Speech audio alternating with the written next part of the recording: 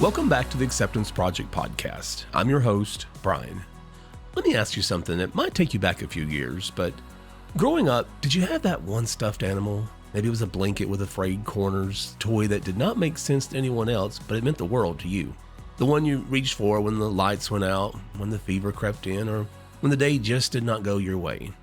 I don't remember carrying around one specific stuffed animal or dragging a blanket behind me like a royal cape. But I know there were things and people that brought comfort when my heart was hurting or when I was lying on the couch not feeling well. Maybe it was a voice, maybe it was a routine, maybe it was quiet presence in the room that said, "You're going to be okay," without ever having to say the words. The truth is, we all need something or someone at different points in our lives. We are wired for comfort. We are wired for connection. Even now, I know grown adults who still have that same stuffed animal tucked away in a closet or sitting on a shelf. They cannot quite let it go, not because of the fabric of the stuffing, but because of what it represents: safety, memory, a time when holding on to something made the world feel a little less overwhelming. And maybe that is not childish at all. Maybe it's just being human. So maybe now is a good time to invite you to grab that stuffed animal or the blanket and curl up on the couch, and let's talk about the connections we have always needed.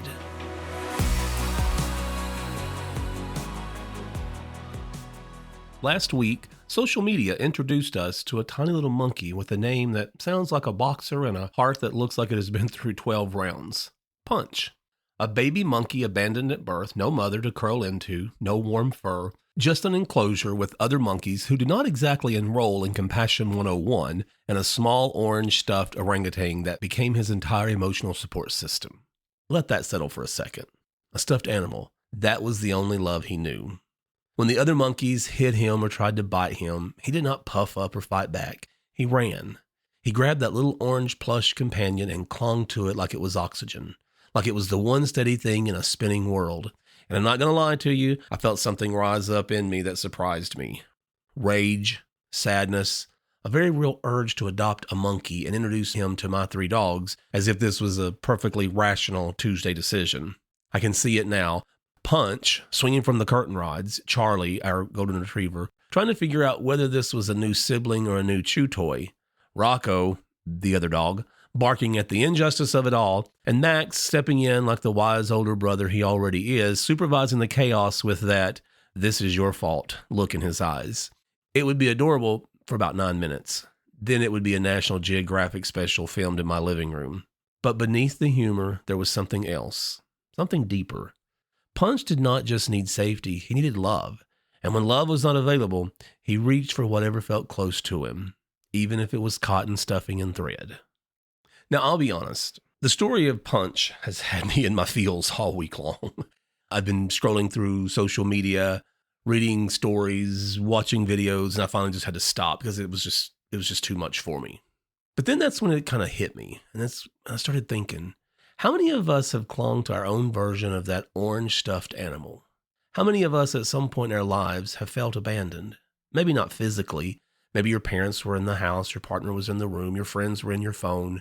But emotionally, you felt alone. You felt unseen, unchosen, maybe even unprotected.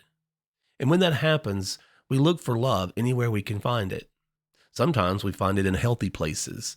A friend who listens, a partner who shows up, a dog who just rests his head on your knee while you sit in silence and somehow understands everything without saying a word.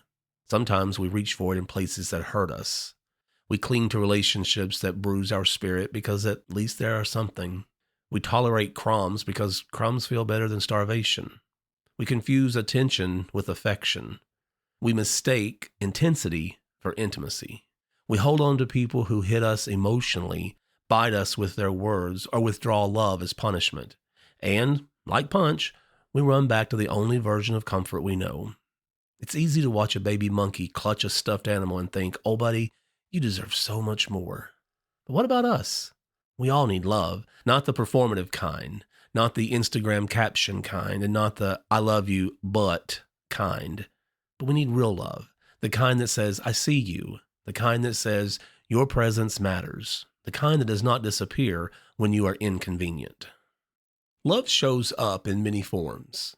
Sometimes it's the spouse who reaches for your hand in the grocery store like you're still teenagers.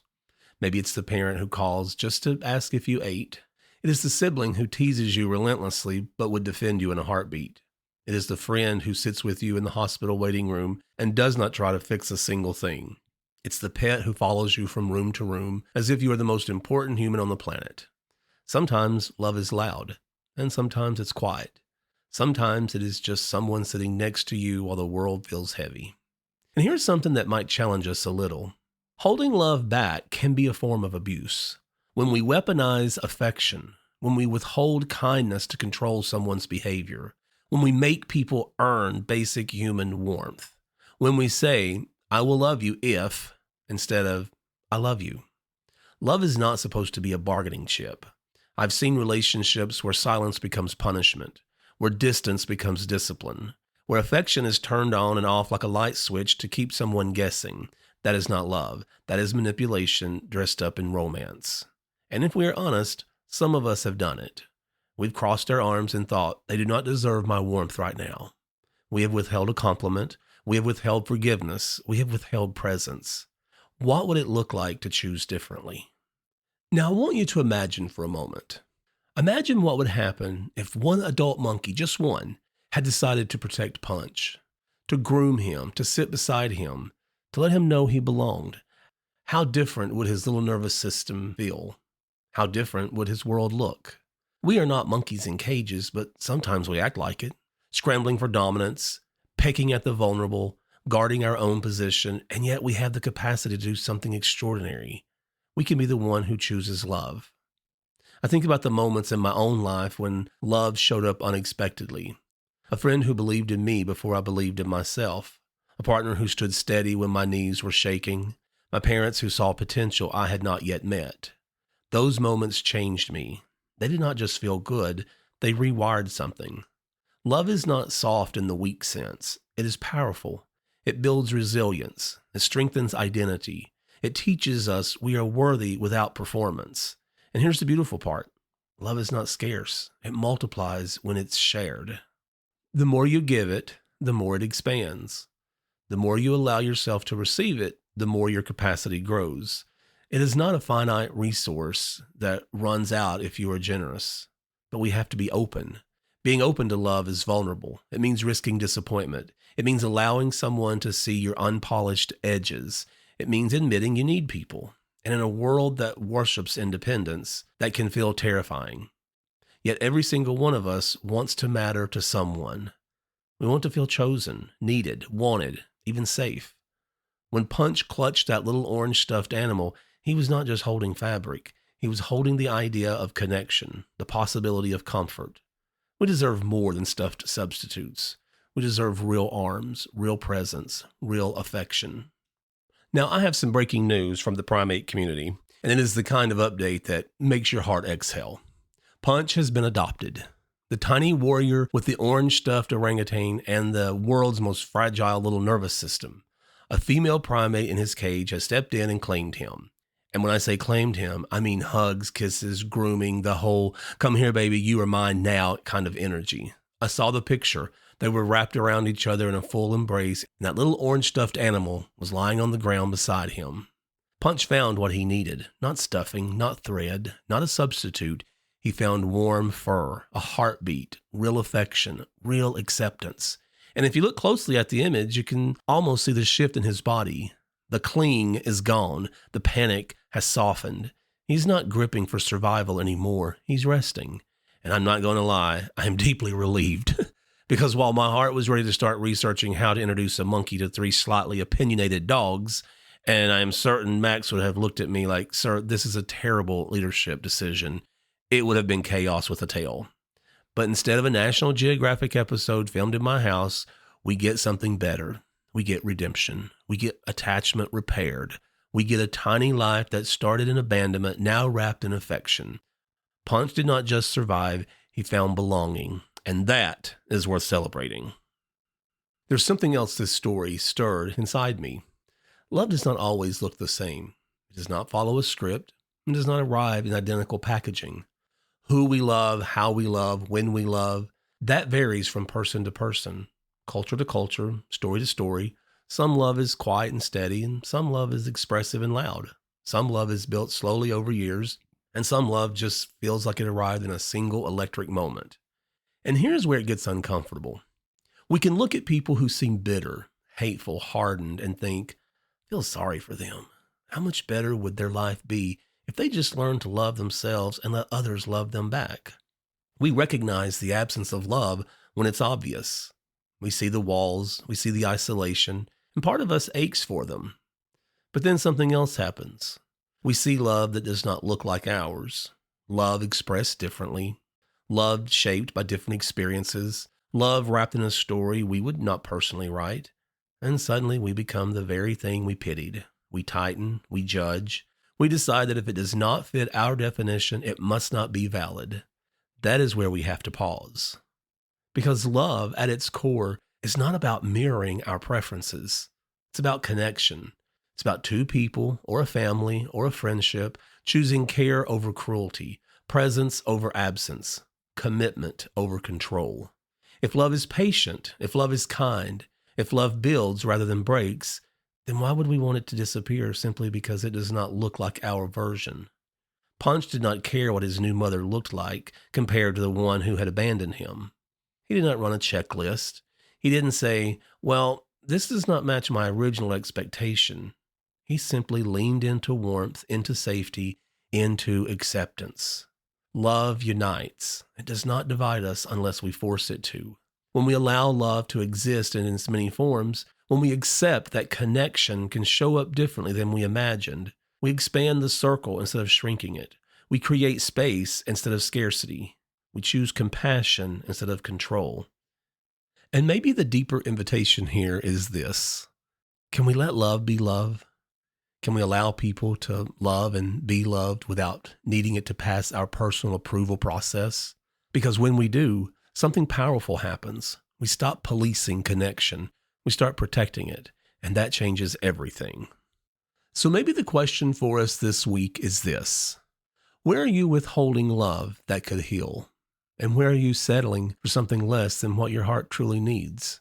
Maybe it's time to send the text, to say the words, to hug a little longer, maybe to forgive, to ask for support instead of pretending you don't need it. Maybe it's time to examine the places where you are accepting crumbs and ask yourself if you're ready for a full meal. Love does exist. I have seen it. I have felt it in quiet rooms and loud celebrations. I've watched it show up in grief and in joy. It's not always perfect. It's not always easy, but it's real.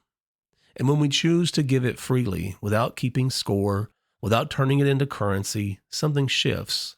We become safer for one another. We become softer without becoming weak. We create spaces where no one has to cling to a stuffed version of connection. If this episode does anything, I hope it invites you to look at the love in your life with fresh eyes, to honor the people and the pets and the quiet moments that have held you together, to be brave enough to receive love when it's offered, and to be bold enough to give it when someone else is reaching for it in the dark. If this episode stirred something in you, made you pause, reflect, or maybe even reach for someone's hand a little tighter, share it. You're not just passing along audio, you're passing along hope.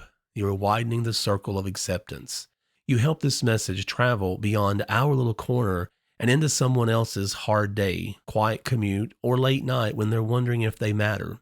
And if you want to go deeper, I invite you to visit bridgingsuccess.com to learn more about our mission, our work, and how we are creating spaces where acceptance is practiced, not presumed.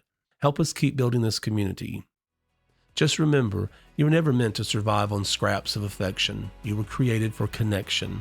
Open your hands. Love is closer than you think. So until next time, take care of yourself and take care of those around you.